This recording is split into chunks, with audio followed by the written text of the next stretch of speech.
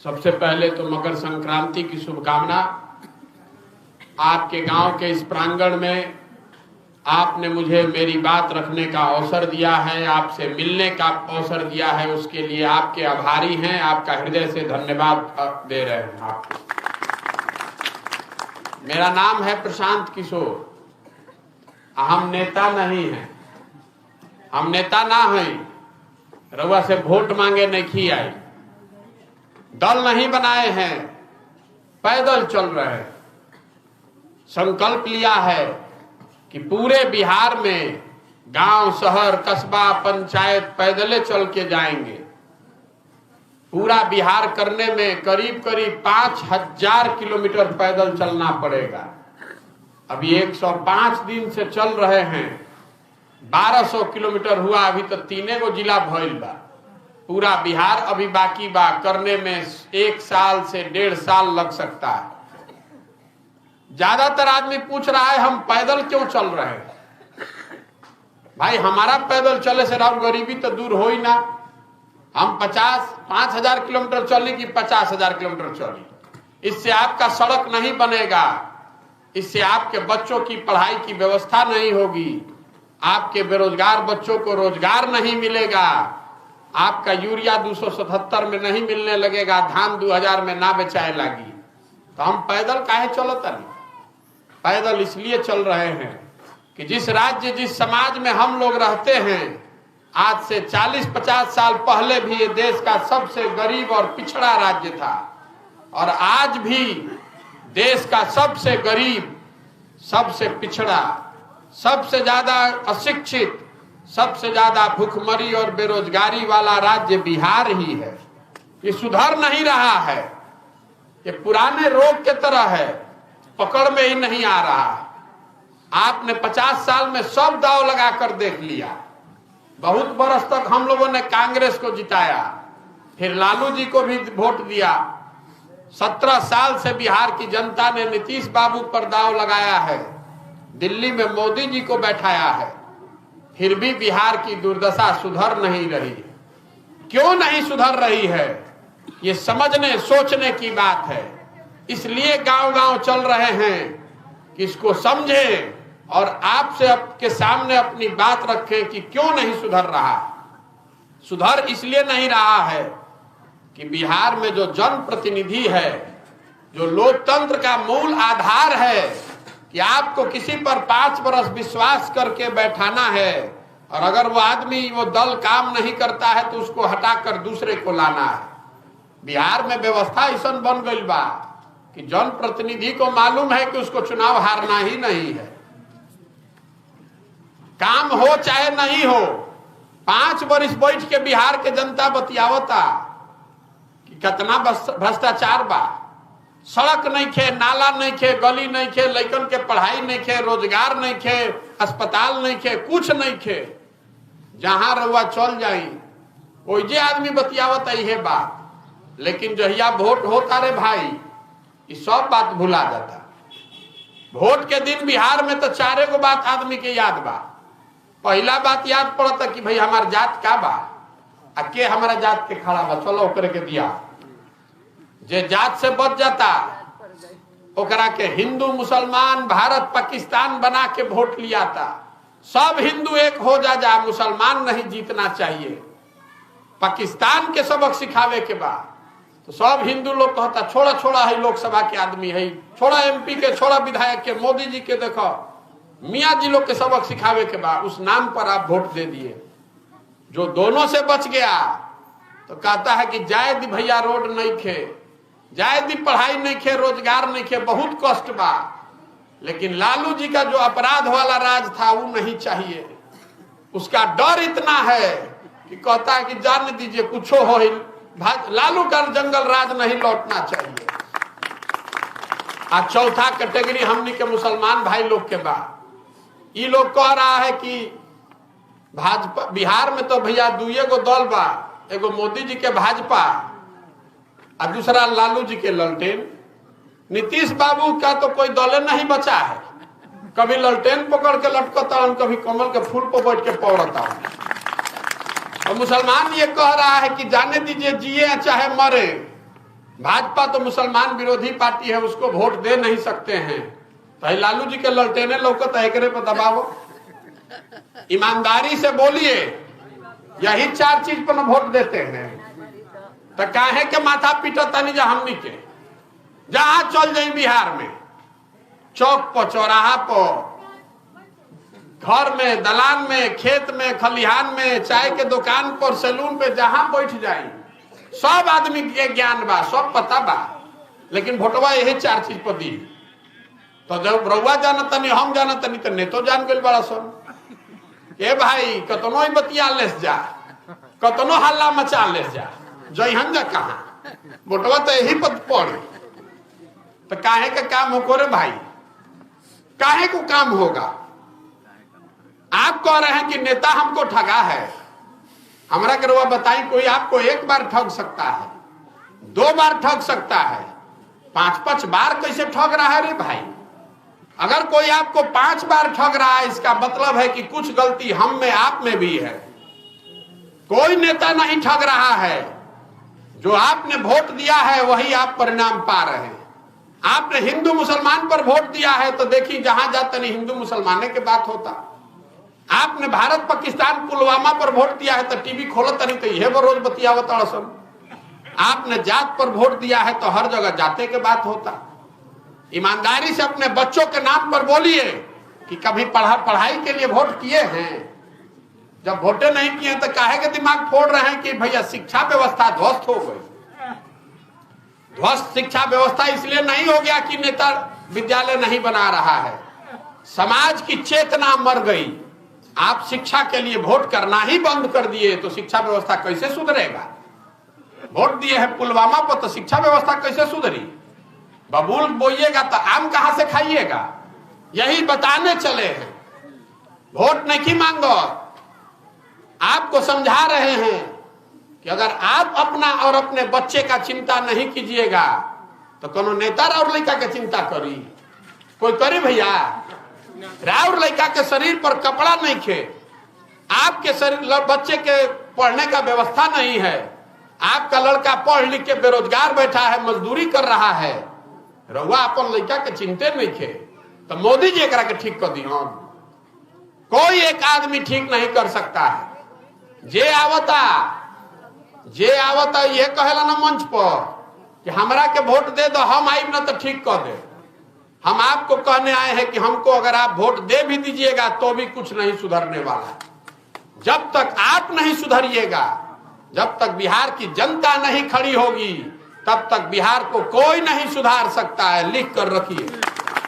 आदमी को कहता कि प्रशांत किशोर बड़ा होशियार बड़ा, अरे एक प्रशांत किशोर आ जाए कि 10 प्रशांत किशोर, ये सुधरने वाला नहीं है, नहीं सुधर सकता है, क्योंकि जनता मानने को तैयार नहीं है।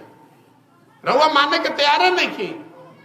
राउर लड़का आधा पेटे खा के सुतता, आपका नींद नहीं खुल रहा है, आप जात धर्म में पड़े हुए हैं, तो प्रशांत किशोर सुधार दी।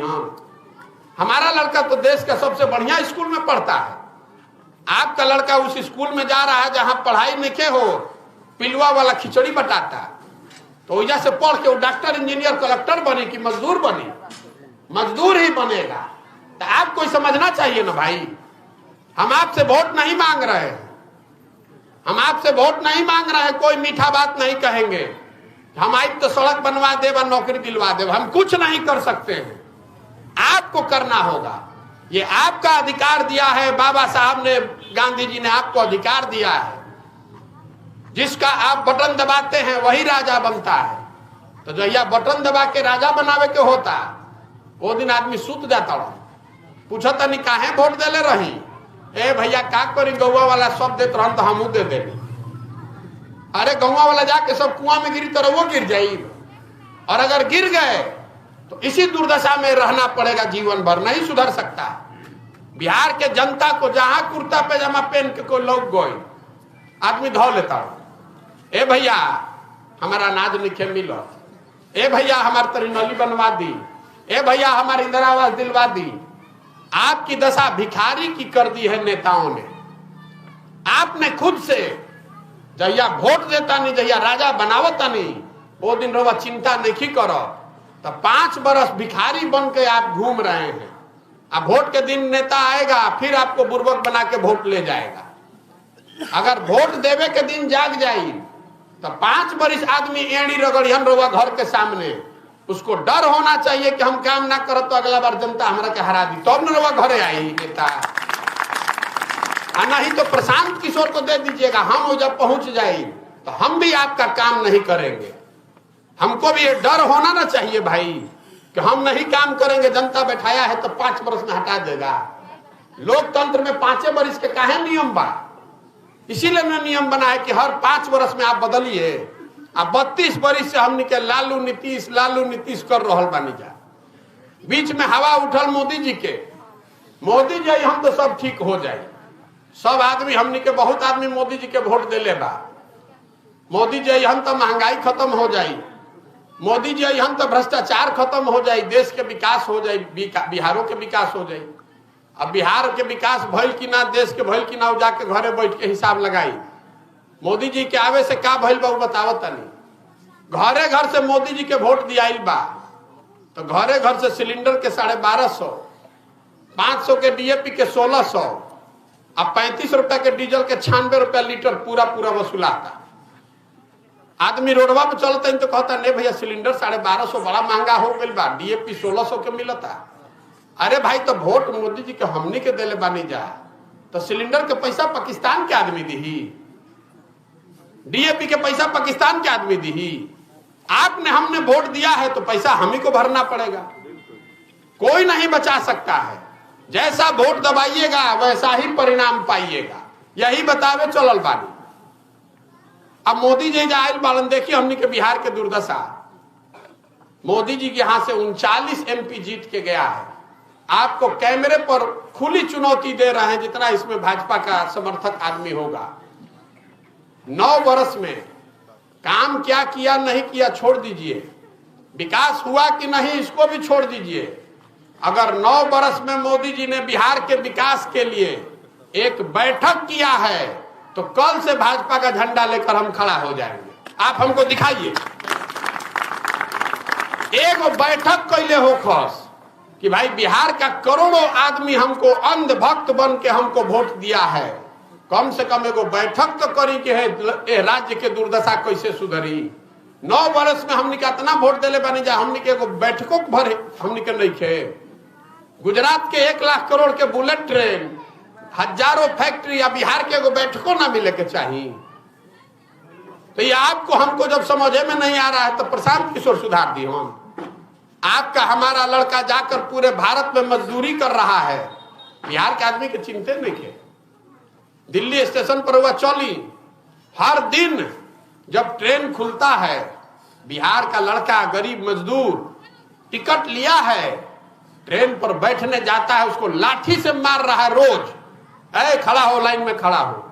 उसी प्लेटफॉर्म से दूसरी राज्यों की गाड़ी खुल रही है, कोई के नहीं मारो। अब बिहार के आदमी के रोज 4 लाठी मारल जाता। हमारा कोनो आंखें नहीं खुलत, कोनो आत्मसम्मान ही नहीं है।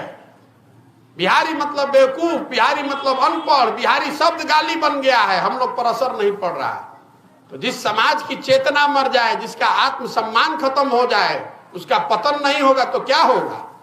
हम लोग को कोई चिंता नहीं है। आरोप देखनी कोरोना भइल रहे, बिहार के हजारों लड़कों को मार के भगा दिया गया कि भागो यहां नहीं रहो। 2-2 हजार किलोमीटर लड़का सब पैदल चल के आया। उन्हीं बच्चों को, उन्हीं लोगों को बस भेज के वापस बुलाया गया। काहे बस भेज के बुलाया गया, कभी सोचे हैं? अरे जिसको भगा दिए थे उसको बस भेज के काहे बुलाए? वहां पर मजदूर नहीं है गुजरात में, केरल में या पंजाब में? वही जो तो आदमी बांग जे मजदूर रख लेते ना आदमी। क्या अभी तो कोरोना बढ़ले बा, बिहार के आदमी के बुलावे क्या जरूरत बा? जरूरत ये है कि गुजरात में, पंजाब में, तमिलनाडु का जो आदमी है मजदूरी करेगा तो 30,000 रुपया महीना लेगा। अब बिहार से 1 करोड़ लड़का, 1 करोड़ से ज्यादा लड़का 14,000, 15,000 रुपया में 14 घंटा काम करने के लिए लेबर मिल रहा है। तो काहे नहीं बस भेज के बुलाएगा? तो हमने क्या आंख खुले के चाहिए ना भाई कि हम लोग लड़का पैदा किए हैं अपना मजदूर देश भर में मजदूरी करने के लिए।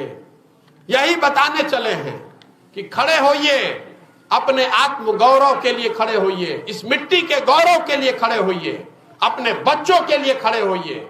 और नहीं होइएगा तो जिस गरीबी गुर्बत में आपका जिंदगी बीता है, इसी में आने वाली पीढ़ी और बच्चों का भी जिंदगी बीतेगा, बदलेगा नहीं। आप लिख के रखिए। यही से अपन घर द्वार सब छोड़ के पैदल पैदल घूम रहा बानी पागल ऐसा, सुबह से शाम तक किसी का एक कप चाय भी नहीं पीते हैं, अपना खाना खिचड़ी लेके चल रहे हैं।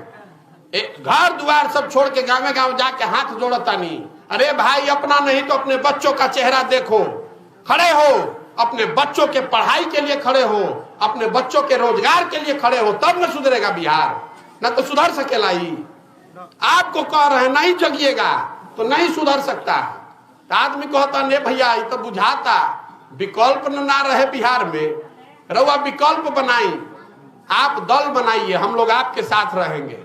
हमको आपका साथ नहीं चाहिए, हमको आपका साथ नहीं चाहिए। ये वो समाज है जो अपने बच्चों के साथ नहीं खड़ा है, हमारा साथ क्या दीजिएगा? आप अपने बच्चे के साथ खड़ा ही नहीं हुए हैं तो हमारे साथ दीजिएगा? कुछ नहीं कर सकते हैं आप खड़े अपने बच्चे के लिए। आपका बच्चा पढ़ नहीं रहा है, आपका बच्चा खाना नहीं खा रहा, आप खड़े नहीं हो रहे उसके लिए, आपको उसको गाली दे रहा है, आप उसके लिए खड़े नहीं हो रहे। प्रशांत किशोर के रउआ क्या मदद करो? जे कह के जाई कहता कि भैया रउआ संगे तन मन धन से बानी, हम रउआ कहते भैया हमारा संगे मत आइए, अपना बच्चा के संगे तन मन धन के साथ खड़ा होइए। संकल्प लीजिए कि अपने बच्चे को पढ़ाएंगे, संकल्प लीजिए कि ऐसी व्यवस्था बनाएंगे कि बिहार में ही बच्चों को पढ़ने का और रोजगार का व्यवस्था हो, ताकि बाहर जाके उसको मजदूरी न करना पड़े। आप दल नहीं बनाए हैं। आदमी कहता कि दल बना ले तो विकल्प हो जाए। हमारे दल बनाने से विकल्प होगा? बिहार में पहले ही से 50 को दल बा। बिहार में दल कैसे बनता है? जे दल बनैलस उहे हो गए दल के नेता। आयोग कह दिलस कि हमारा बाद होया हमार बेटा, अकुल जाना तो लोग बिहार के आदमी झंडा लेके ढोआ जाए। ये विकल्प नहीं है, ये विकल्प नहीं है, ये जात की राजनीति भी नहीं है। बहुत आदमी के बुझाता कि लालू जी जात के राजनीति करता हूं। हम खुले चुनौती देकर कह रहे हैं आपको, लालू जी जात के राजनीति कहां करता हूं? लालू जी कहां कह रहे हैं कि जो यादव समाज में सबसे अच्छा लड़का है वो आगे बढ़ेगा और सब यादव जी लोग आप लोग वोट दीजिए? लालू जी ये नहीं कह रहे हैं। लालू जी कह रहे हैं कि हमारा लड़का होगा और सब यादव जी लोग तुम लोग वोट दो। कोई पंडित का नेता हो गया तो कह रहा है कि हम रह, हमारा लड़का रही, कुल पंडित जी लोग तुम लोग वोट दो जा। कोई कुर्मी का, कोई कुशवाहा का, महादलित का जो नेता बन गया वो कह रहा है कि हम रहो, हमारा लड़का रही, कुल हमारा जात के आदमी हमरा के वोट दो जा। ये जात की राजनीति नहीं है, ये परिवार और स्वार्थ की राजनीति है। आपको हमको जात के नाम पर बुर्बक बनाकर वोट ले रहा है। अगर जात के राजनीति हुई तो कम से कम नेता लोग के अपने जात का तो स्थिति बढ़िया हो गया रहता। ये समझना चाहिए ना आपको। इसीलिए दल नहीं बनाए हैं। जो रास्ता महात्मा गांधी ने दिखाया कि अगर समाज को सुधारना है तो समाज के लोगों को मिलकर विकल्प बनाना होगा। गांधी जी ने आजादी कैसे दिलवाई? अकेले गांधी जी आजादी दिलवा देते हम? गांधी जी ने दल बनाया था आजादी दिलाने के लिए। गांधी जी आगे आगे चले, पीछे से समाज खड़ा हुआ, तब ना आजादी मिला। ये वही प्रयास है कि पदयात्रा के माध्यम से गांव, शहर, देहात, कस्बा, पंचायत से सही लोगों को ढूंढ कर निकाले। एक बार सारा लोग तैयार हो जाएगा तो सबके एक साथ बैठाई और सबे मिल के कही कि दल बनावे के बाद तो बन जाई दल। लेकिन अगर दल बना तो दल प्रशांत किशोर का नहीं, वो दल किसी व्यक्ति का नहीं, किसी परिवार का नहीं, किसी जाति का नहीं, बिहार के उन सारे लोगों का होना चाहिए जो इसको मिलकर बनाए और आगे मिलकर ही चलाए। दल का नेता प्रशांत किशोर का है होना चाहिए।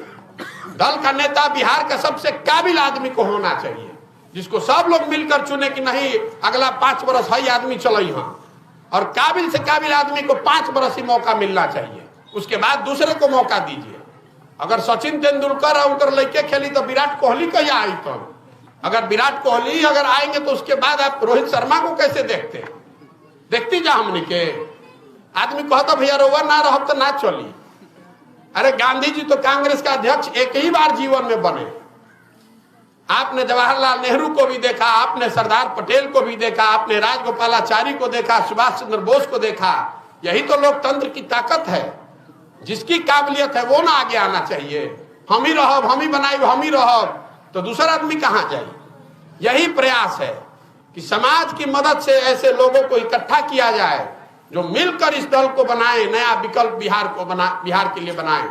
और तीसरा उद्देश्य है पदयात्रा का कि मान ली कि आदमी तैयार हो जा, ठीक आदमी मिलकर दलों बना ले, तो काम करे के योजना भी होके के चाहे का कइल जाए। इसीलिए बिहार के हर पंचायत के जब हम चल रहल बानी तो बिहार का नहीं, बिहार के हर पंचायत का अलग अलग विकास का 10 साल का योजना बना रहे हैं। जब पदयात्रा खत्म होगी तो आपको वो योजना जारी करेंगे। आप देख पाइएगा कि आपके गांव, आपके पंचायत में क्या काम किया जाएगा। रोड टूटा है, नाली नहीं है, बन जाना विकास नहीं है, वो तो समस्या का समाधान है। जन सुराज के विकास योजना में आपको बताया जाएगा कि आपके पंचायत में बच्चों के पढ़ने के लिए व्यवस्था कैसे की जाएगी। उस योजना में आपको बताएंगे कि यहाँ खेती किसानी करने वाले का आमदनी कैसे बढ़ाया जाएगा। उस योजना में आपको बताएंगे कि आपके पंचायत में 500 से 1000 लड़कों को नए रोजगार का साधन कैसे मुहैया कराया जाएगा। उसको आप पढ़िए, देखिए, मूल्यांकन कीजिए, ठीक लगे तो अपनाइए और न ठीक लगे तो जिस दल को वोट देते हैं देते रहिए। इसी 3 काम को लेकर पैदल चले हैं। लोगों को समझाएं, उनके सामने नया सशक्त विकल्प बनवाएं उनकी मदद से, और एक ऐसी योजना रखें जिसमें सब लोगों की सहभागिता हो और 10 वर्ष का संकल्प हो कि अगले 10 वर्ष में बिहार को अग्रणी और समृद्ध राज्य हम लोग बनाना चाहते हैं। पूरा समाज मिलकर इसके लिए काम करे, तब बिहार सुधरेगा। बिहार मुख्यमंत्री बदलने से नहीं सुधरेगा। बिहार तब सुधरेगा जब हजारों अच्छे लड़के वार्ड सदस्य बनेंगे।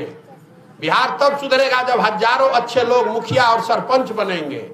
जब जिला परिषद और प्रमुख अच्छे लोग बनेंगे, 100-150 अच्छा आदमी विधायक बनेगा, तब न सुधरी बिहार। खाली मुख्यमंत्री बदले से सुधरे वाला बात। पूरा व्यवस्था में घुन लग गया है, नीचे से लेके ऊपर तक पूरा इसका सर्जरी होना चाहिए। अब आपसे पूछ रहे हैं सवाल, उसका आपको जवाब देना है। सबके बोले के बाद, हाथ उठा के बोले के बाद, कैमरा में आवे के चाहिए। 4 गो ही लागल बा कैमरा, न तो आदमी कहन कि हमारे गांव में ताइले ना रहो।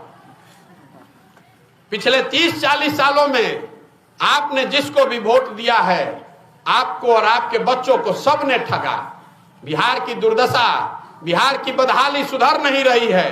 अब एक ही रास्ता है कि महात्मा गांधी के बताए हुए रास्ते पर चल के बिहार की जनता मिलकर अपना विकल्प बनाए, जनता का विकल्प बनाए। आप बताइए कि बिहार की जनता को मिलकर अपने बच्चों के लिए नया विकल्प बनाना चाहिए कि नहीं बनाना चाहिए? बनाना चाहिए। सबके बोले के बाद हाथ उठा के देख रहा, ना बोले के बाद ना भी बोलो।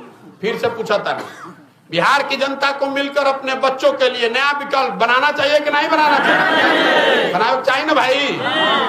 आदमी कहता न इतना बात तो भैया बुझा गई, लेकिन चुनाव कैसे जीतल जाए? हमनी के साधारण गरीब आदमी, हम लोग चुनाव कैसे जीतेंगे? इतना बड़ा बड़ा दल है, समीकरण है, नेता है, चुनाव कैसे जीतल जाए? तो हम आपको बता रहे हैं, जन बल के आगे कोई बल नहीं है। लोकतंत्र में आपसे ज्यादा ताकत किसी के पास नहीं है। एक बार आप खड़े हो जाइएगा, अपने बच्चों के लिए खड़े हो जाइएगा, अपने गौरव और आत्मसम्मान के लिए खड़े हो जाइएगा, तो कोई नेता, कोई दल आपके सामने टिक नहीं सकता। और दूसर बात समझ ली, जे हमरा के जानता ओकरा मालूम बा कि प्रशांत किशोर के और कुछ आवे चाहे ना, चुनाव लड़ावे आवेला। पिछला 10 साल में जिस नेता का, जिस दल का हमने हाथ पकड़ा है, वो चुनावे नहीं हारा है। तो इस बार संकल्प लिए हैं, किसी नेता का नहीं, दल का नहीं, बिहार की जनता का हाथ पकड़े हैं।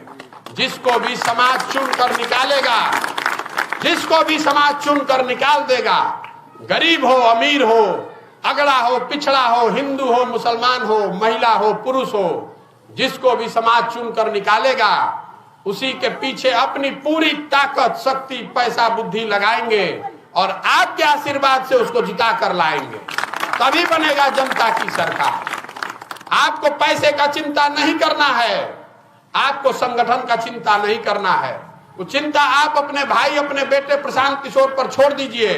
आप खाली जज्बा रखते हैं बिहार को बदलने के लिए, तो आइए और बिहार को बदलने के लिए इस अभियान से जुड़िए। ये वोट देने का अभियान नहीं है, पर्चा फाड़ के मेंबर बनने का, सदस्य बनने का अभियान नहीं है। ये नई व्यवस्था बनाने का अभियान है। हम अपने पीछे चलने वालों को नहीं ढूंढ रहे हैं, हम अपने साथ चलने वालों को ढूंढ रहे हैं। ऐसे लोगों को ढूंढ रहे हैं जो हमारे साथ चलने का जज्बा रखते हैं। अब एक बार अंत में इस मिट्टी के सम्मान के लिए, जहां हम लोग के माँ बाप पैदा हुए, पूर्वज पैदा हुए, हमने के बाहर जाता नहीं जाता कहता सन बिहारी मतलब बेवकूफ, बिहारी मतलब अनपढ़। ये शब्द बिहारी गाली बन गया है। इसके सम्मान की चिंता हमको आपको करनी है। हम लोग बेवकूफ लोग नहीं हैं, बिहार के बच्चे बेवकूफ नहीं हैं। यहाँ के नेताओं ने, व्यवस्था ने हम लोग को बेवकूफ बना दिया है। एक बार आप खड़े हो जाइएगा तो इस मिट्टी के सम्मान और गौरव को वापस लाने से कोई नहीं रोक सकता है। जो लड़के बाहर फैक्ट्रियों में मजदूरी कर रहे हैं, वही लड़के आकर बिहार में फैक्ट्री लगाएंगे भी और चलाएंगे भी। आप देखिएगा 26 MP का राज्य है गुजरात, गुजरात का आदमी बन गया फैक्ट्री का मालिक। और 40 MP का राज्य है बिहार, हमनी के लड़का बन गए फैक्ट्री में मजदूर। हमनी के आंखें नहीं खुला। तो ये बदलना चाहिए कि नहीं बदलना चाहिए? बदलना चाहिए कि नहीं बदलना चाहिए? बताइए आप। तो एक बार इस मिट्टी के सम्मान में मैं बोलूंगा जय बिहार, आपको बोलना है जय जय बिहार। जय बिहार। बिहार के आदमी में हतने दम बा। जय बिहार, जय बिहार। बहुत बहुत धन्यवाद। तो हम चलता नहीं 5000 किलोमीटर। आप में से जिसका मन हो तो आधा किलोमीटर साथ में चलिए, और नहीं तो धूप निकलल बा बहुत दिन के बाद बैठ के आग तापी मजा ली धूप के।